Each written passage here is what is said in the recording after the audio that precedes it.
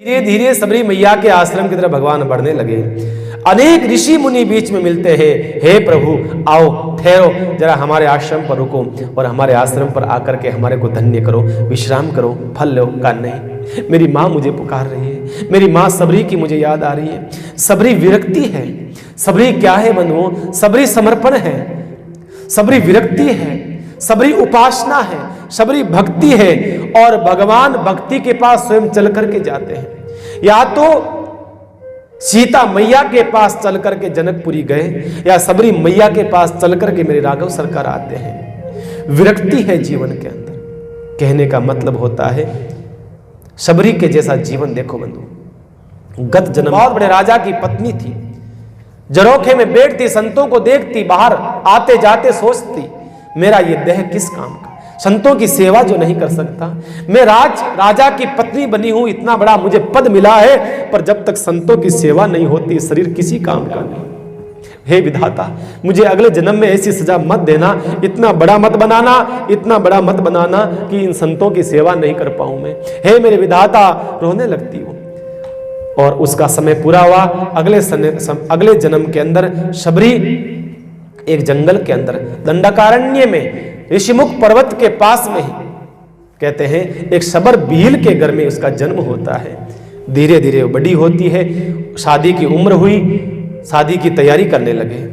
क्या देखा सबरी ने? बहुत सारे, शादी से पहले बहुत सारे भैंसे, बहुत सारे मेंढे, बहुत सारे हिंसक पशुओं को मंगाया गया है। पूछा माँ से, माँ ये मुख बधिर जीवों को क्यों मंगाया?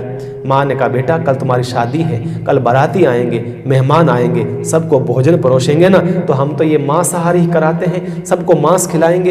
इन भैंसों का, इन सब का, हिरण का, खरगोश का। सबरी की आंख में आंसू आ गए। माँ मेरे लिए, मेरी खुशी के लिए इन सब की हत्या होगी? माँ ने कहा, बेटा ये तो हमारी परंपरा है। कुछ नहीं बोली सबरी मैया।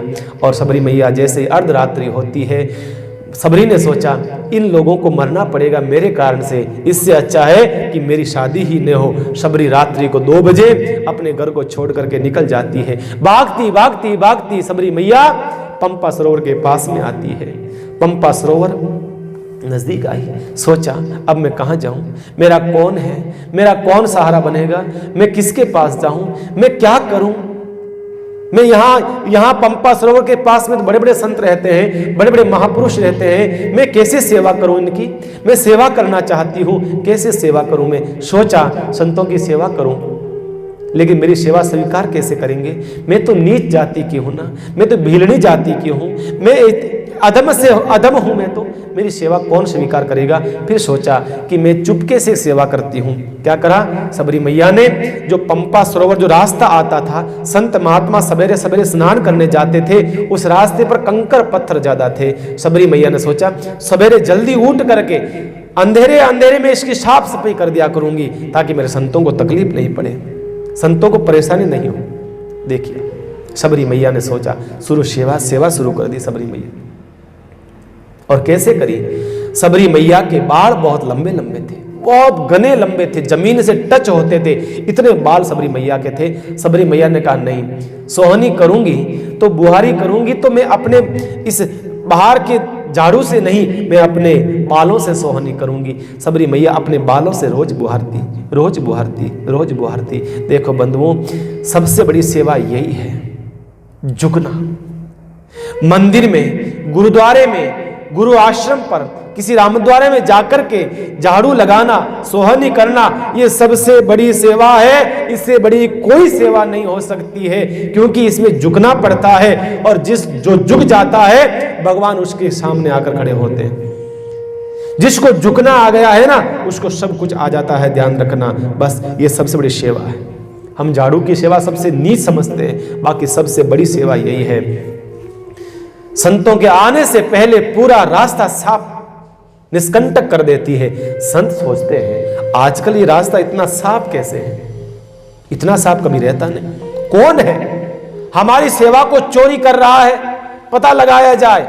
सब संतों ने सोचा, हाँ बिल्कुल, कौन है जो सेवा चोरी कर रहा है? हमें पता नहीं चलता, क्योंकि सबरी मैया जैसे सवेरा होता और झाड़ियों के ओट में छिप जाती थी, दिन भर जंगल में छुपी हुई रहती थी, रात्रि को आकर के सेवा करती थी। एक दिन योग की बात है, नींद देर से खुली और झाड़ू देर से लगा रही थी वो। इतने में कोई संत आ गए, देख लिया, हे कौन है तू, चोर, हमारी सेवा को छीन रही है तू। और घबरा गई सबरी, थर थर कांपने लगी। महाराज क्षमा करना, अपराध हो गया, मैं तो महाराज अधम नारी की, मैं भील की बेटी भीलनी हूं, और जैसे सुना ये तो अधम स्त्री है, अधम जाति है।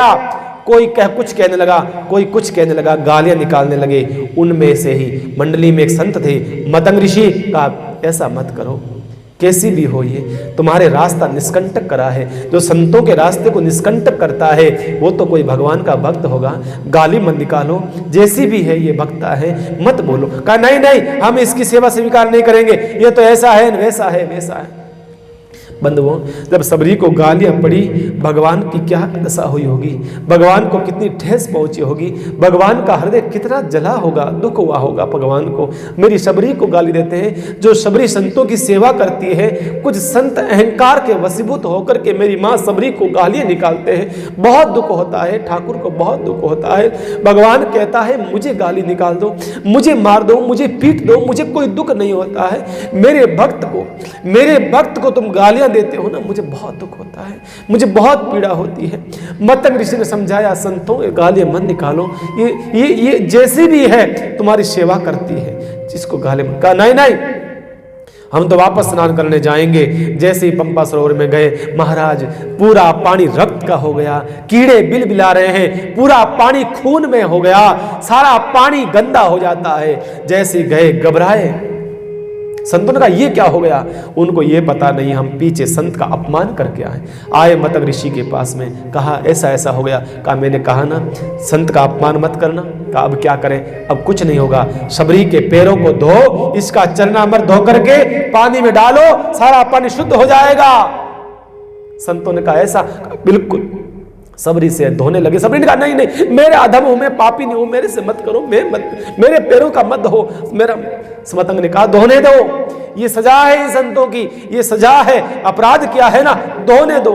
सबरी ने कहा नहीं नहीं, मेरे पैरों के हाथ मत लगाओ, मैं तुम्हारे हाथ जोड़ती हूं, पैर पड़ती हूं, मेरा अधम का पाप मत चढ़ाओ, मुझे ऐसा मत करो। सबरी ने कहा तुम माने नहीं संत लोग। सबरी ने अपने हाथों से धो करके दे दिया।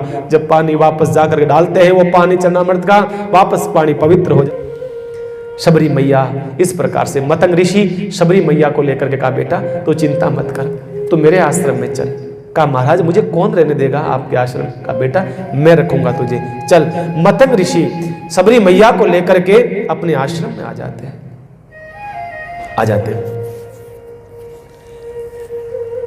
सेवा करती है, पिता की तरह मतंग ऋषि की सेवा करती है। ऐसे करते करते मतंग ऋषि का एक दिन समय आ गया, वृद्ध हो गए मतंग ऋषि। भगवान का बुलावा आया, जब जाने लगे सबरी ने चरण पकड़ लिए, सबरी ने पैर पकड़ लिए। गुरुदेव आप चले जाएंगे तो मेरी क्या दशा होगी। कहा बेटा तुझे आश्रम से कोई नहीं निकालेगा। कहा महाराज मुझे कौन रखेगा, मुझे तो देखना पसंद नहीं करते ये लोग, मुझे तो ये देखना पसंद नहीं करते हैं, मुझे निकाल देंगे महाराज, मार देंगे, ठोक पीट के मार देंगे महाराज मुझे, मैं अधम हूं महाराज, मैं नीच जाति की हूं। कहा बेटा तू चिंता मत कर, तुझे कोई कुछ नहीं कहेगा, ये आश्रम से बाहर तुझे जाने की जरूरत नहीं है, बड़ा आश्रम है, फल फूल लगे हुए हैं, भूख तुझे लगे खा लेना, और पंपा सरोवर एकदम किनारे पर है, उसमें तुम पानी पी लेना, स्नान कर लेना बेटा, तो चिंता मत कर, तुझे कोई कुछ नहीं कहेगा। गुरुदेव मुझे भी साथ ले चलो। कहा नहीं बेटा तुझे साथ कैसे ले चलो, तुझे तो बेटा तेरे लिए तो भगवान खुद आएंगे। मतंग ऋषि कहते हैं बेटा सबरी तू चिंता मत कर, तेरी भक्ति इतनी है ना, तेरी निष्ठा इतनी है ना मेरे अंदर, मैं कहता हूं मतंग ने अपने जीवन में भगवान का दर्शन नहीं कराना, बेटा चिंता ना कर, पर तुझे भगवान जरूर मिलेंगे। कहा मैं कहां जाऊंगी भगवान को ढूंढने। कहा तू चिंता ना कर, भगवान ढूंढने की जरूरत नहीं बेटा, ते मेरा आशीर्वाद है, परमात्मा स्वयं, भगवान स्वयं ढूंढता हुआ तेरे दरवाजे पर आएगा बेटा, गुरु निष्ठा की ये ताकत है, चिंता मत कर बेटा, जा, आशीर्वाद है। ऐसा कह करके गुरुदेव तो चले जाते हैं, सबरी अकेली रह जाती है कुटिया के अंदर। गुरुदेव ने कहा भगवान आएंगे, परमात्मा आएगा। ये शब्द लोहे की लकीर बन जाते हैं जीवन में सबरी मैया के, अडिग हो जाती है। एक संबल मिल गया। ये नहीं बताया कि भगवान कब आएगा, बस ये कहा भगवान आएगा, आएगा, आएगा, परमात्मा आएगा, ठाकुर आएगा। इसी ही दृढ़ विश्वास के ऊपर सबरी मैया अपना जीवन जी रही है। धीरे धीरे अवस्था होती जा रही है। रोज सबरी मैया का सवेरा होता है, आशा जगती है। रोज सवेरा होता है, आज ठाकुर आएगा, आज मेरा परमात्मा आएगा, आज मेरा राघव आएगा, आज लखन आएगा। दिन भर जंगल में जाती है, सवेरे जल्दी जाती है, सोचती है कहीं मेरा परमात्मा दिन को कभी भी आ सकता है। सवेरे जल्दी जाती है, फल फूल तोड़ के लाती है, बेर लाती है चक चक करके, कहीं मेरे राघव को, कहीं मेरे परमात्मा को कोई बेर खरा न लगे। बेर चक चक करके मां सबरी लाती है और उस टोकरी के अंदर लाकर रख देती है, बैठ जाती है।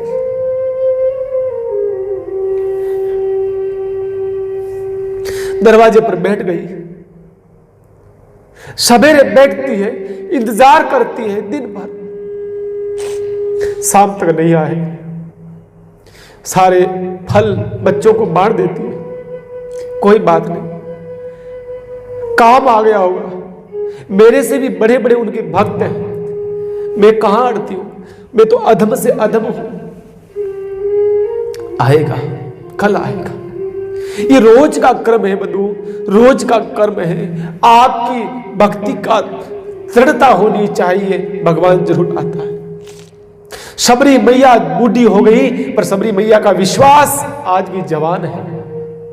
सबरी मैया का विश्वास रोज सवेरा होता है, रोज इंतजार करती है, रोज सारा रास्ता दूर से रास्ता बुहारना शुरू करती है अपनी कुटिया तक। मेरे राघव को तकलीफ ना हो, कहीं कंकर पत्थर ना लगे, कहीं कंकर पत्थर ना लगे।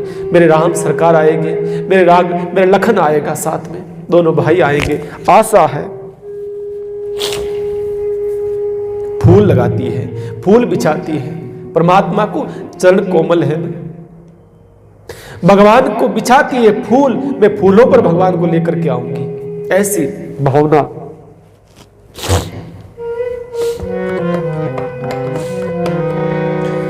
आखड़ लिया जाई पड़ी पंथ निहार निहार, जी बढ़ लिया से दिखना बंद हो गया। धीरे धीरे धीरे धीरे अब आंखों से दिखता नहीं, दूर से कौन आ रहा है बस दिखता है, आ रहा है, कौन है ये दिखाई देता नहीं है, आ रहा है बस ये दिखाई देता है। रोज की आशा जगती है, बैठी रहती है, मेरे राघव आएंगे, मेरा परमात्मा आएगा।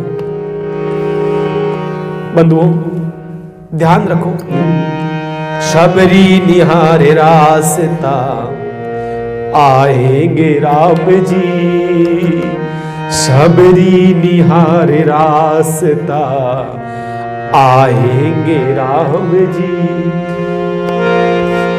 आंखों से रोज अपने राह बुहारती, आंखों से अपने रोज राह बुहारती, कांटा लगे न कोई कोमल है राम जी, कांटा लगे न कोई कोमल है राम जी। सबरी निहारे रास्ता आए,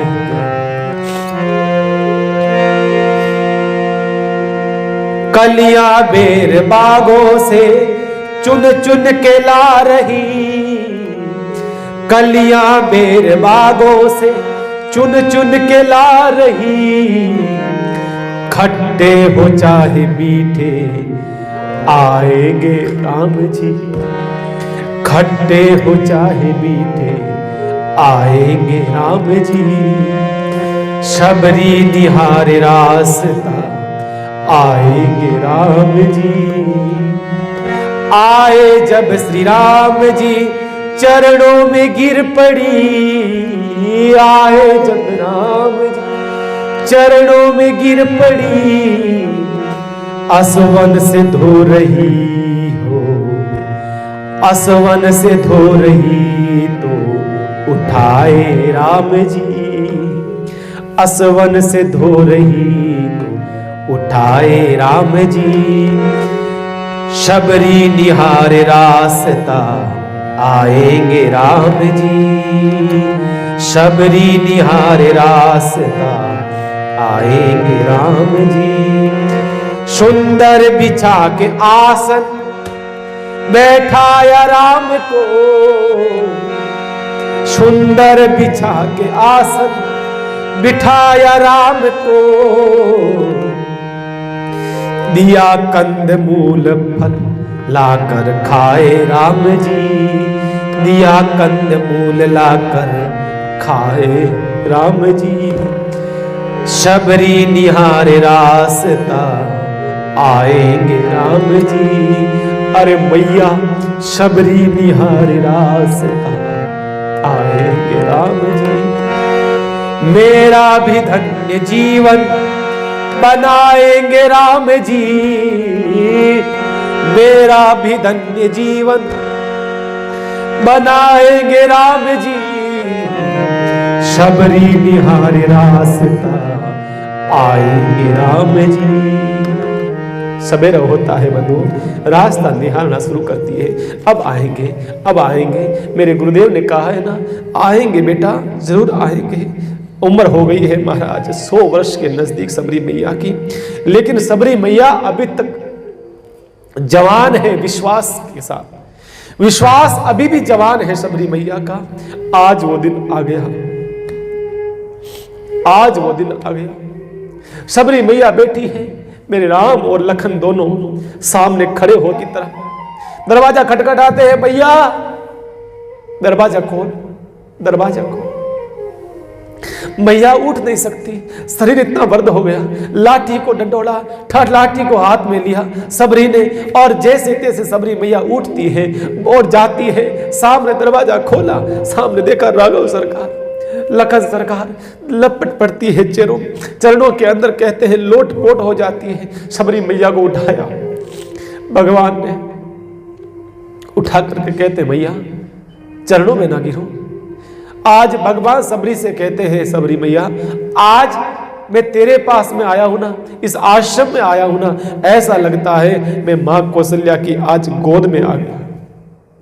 भगवान कह रहे हैं सबरी मैया से, आज मुझे ऐसा लगता है मैं मां कौशल्या की गोद में आ गया। इतने प्रसन्न हो गए राम। उठाते हैं सबरी मैया को, उठा करके राम कुटिया के पास लाए। सबरी मैया इतनी खुश है, इतनी खुश है, शब्द नहीं है बनो। मैं कैसे स्वागत करूं राम का, कैसे स्वागत करूं मैं राम का। मेरे पास तो मतलब सबरी मैया ने अपने पास में कोई सामान नहीं रखा, संग्रह भी नहीं करा। मैं भगवान को बिठाऊं कहां, कोई पटिया भी नहीं था, टूटा फूटा कुछ एक पटिया था, छोटा सा लगा दिया। राघव से बैठो बैठो भगवान बैठो। मतलब घर के अंदर अब चरण धोना चाहती है सबरी मैया, लेकिन सबरी मैया के पास में पात्र नहीं है। आज सबरी सोचती थी मैं इकट्ठा क्यों करूं सामान, मैं तो चली जाऊंगी, फिर क्या काम आएगा। संग्रह नहीं करती सबरी मैया।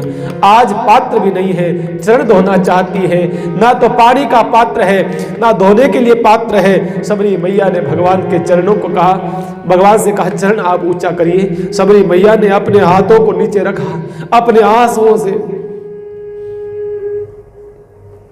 चरण धो देती।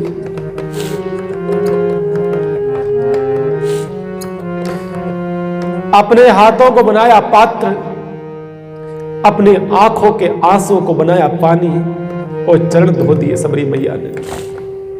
भगवान ने अपने जीवन में 3 बार चरण धुलाए हैं, बस 3 बार। पहले चरण जनकपुरी के अंदर जनक जी महाराज के द्वारा, कांचन का पात्र था और जारी भी कांचन की थी। धोने वाले जनक जी थे, सोने का पात्र और सोने का ही लोटा, दूसरा चरण केवट के वहां धुलाए, पानी था गंगा जल का, पात्र था लकड़ी का कठोता। लेकिन आज भगवान कहते लखन ये तो दोनों से महान बढ़ करके हो गई मेरी सबरी मैया, ये तो महान है, महान है, क्या वर्णन करूं सबरी मैया। सबरी मैया आज भगवान को उल्हाना नहीं देती है, आपने इतना विलंब क्यों कर दिया। सबरी मैया भगवान से ये नहीं कहती है इतने सालों से मैं आपको पुकार रही थी, आप इतना विलंब करके क्यों आए। सबरी मैया उल्टा ये कहती है भगवान से, प्रभु आप यहाँ कैसे आए, मैं तो अधम से अधम, अधम अति नारी। भगवान मुझे एक बात समझ में नहीं आती है, आप मेरे पास में कैसे आए। तीन मह में मतिमंद अघारी, मैं तो अधम से अधम और उससे भी अधम स्त्री हूं। आप मेरे यहाँ, मेरी भक्ति नहीं, मेरा कोई कर्म नहीं, मेरा कोई सुमरण नहीं, मेरी कोई साधना ध्यान कुछ भी नहीं, आप मेरे पास में कैसे आए। हम होते तो भगवान से कहते भगवान इतना विलंब कैसे कर दिया मैंने, हम लोग आपके लिए इतना भजन करते हैं। सबरी ने कहा मेरे साथ कुछ नहीं प्रभु। भगवान ने कहा चिंता न करो सबरी मैया, जाति पाति कुल धर्म बढ़ाही, धन बल परिजन गुण चतुराही, भक्तिहीन नर सोही कैसा, बिनु जल बारिंद देखी जैसा। भगवान कहते हैं देखो मैया, मेरी कोई भक्ति करता है ना, सबसे पहले मैं उसकी जाति पाति कुल धर्म बढ़ाई धन बल कुटुंब गुण चतुरता सब कुछ परे कर देता हूं। मैं देखता हूं बस मेरा नाता भक्ति का है और कोई नाता नहीं है। सबरी मैया में आ जाता हूं बस, और कुछ नहीं जानता। फिर भगवान सबरी मैया से नवदा भक्ति का ज्ञान देते हैं। नवदा भक्ति के अंदर भगवान कहते हैं सबरी मैया मैं आपके माध्यम से आने वाले लोगों को कुछ ज्ञान देना चाहता हूं। सबरी मैया बैठ जाती है भगवान के सामने। प्रथम भगति संतन कर संगा, सबसे पहली भक्ति है संतों का संग करना। आज सबरी को भगवान मिले हैं, इसके पीछे कारण पहली भक्ति है। संतों का संग नहीं करती, संतों की सेवा नहीं करती, गुरु निष्ठा नहीं रखती तो आज भगवान नहीं मिलते। प्रथम भक्ति संतन कर संग, संतों के चरणों को पकड़ दो, लिपट जाओ, जैसे भी है लिपट जाओ। दूसरी रति मम कथा प्रसंग, दूसरी भक्ति मैया मेरी कथा प्रसंगों में विशेष रुचि रखना। गुरुपद पंकज तीसरी भक्ति अमान, तीसरी भक्ति है गुरुदेव के चरण कमलों के अंदर भक्ति रखो। कमल के ऊपर किस प्रकार से भंवरा रस लेता है, इसी प्रकार से चौथी भक्ति मम गुण गण करही कपट तजी गान। चौथी भक्ति है मेरे गुणगान गाना, कपट छोड़ करके मंत्र जाप मन दृढ़ विश्वासा, पंचम भजन सुवेद प्रकाश। मेरे मंत्र का जाप करना दृढ़ विश्वास करके। पांचवी भक्ति छठी छठ दम शील विरति बहु कर्मा, निरत निरंतर सज्जन धर्मा। छठी भक्ति है महाराज इंद्रियों का निग्रह, अच्छा स्वभाव या चरित्र, बहुत कार्यों से वैराग्य और निरंतर सब पुरुषों के धर्म आचरण में लगे रहना, ये छठी भक्ति है। सातवीं भक्ति है सातम सम मोहि मैं जग देखा, मेरे सारे जगत के अंदर मेरा ही दर्शन करने वाला। सपने आठवां है आठव जथा लाभ संतोषा, सपने नहीं देखे ही प्रदोषा। आठवीं भक्ति है संतोष। और नौवीं भक्ति बताई सबसे अंत में, नवम सरल सब सन छल हीना। नवी भक्ति है सरलता और सबके सबके साथ कपट रहित बर्ताव करना, ये नवमी भक्ति है। मैया ये आपके माध्यम से मैंने लोगों को ज्ञान देने के लिए बताई है। नवदा भक्ति है, ये आप स्वीकार करें। नवदा भक्ति का ज्ञान हो गया। अब सबरी मैया ने कहा, भगवान से कहा प्रभु, बाद में पूछा भगवान ने सबरी मैया से, कहा हम आपके इधर ऐसे आए हैं, का हरण हो गया है, आप बताइए कहाँ मिलेगी वो। सबरी मैया ने कहा आप मुझसे पूछते हैं प्रभु, आप तो सब जानते हैं। कहा नहीं, भक्ति का पता भक्ति से ही लगाया जाता है। आप भक्ति है ना, आप भी तो वो भक्ति महारानी है। एक काम करो, आप ऋषिमुख पर्वत पर जाओ, वहां सुग्रीव है, उससे मैत्री करो और वो आपको सीता का पता बताएगा। भगवान वहां से चलने लगे। उसी समय सबरी ने कहा ठहरिए न महाराज, अब ये शरीर को क्या काम है, अब ये शरीर रहेगा क्या काम का, आपका दर्शन हो गया है, अब क्या। और सबरी मैया ने बैठ जाती है समाधि लगा करके और योगाग्नि के द्वारा अग्नि प्रकट करती है और हमारी सबरी मैया भगवान के परम लोक में जाती है। बोलिए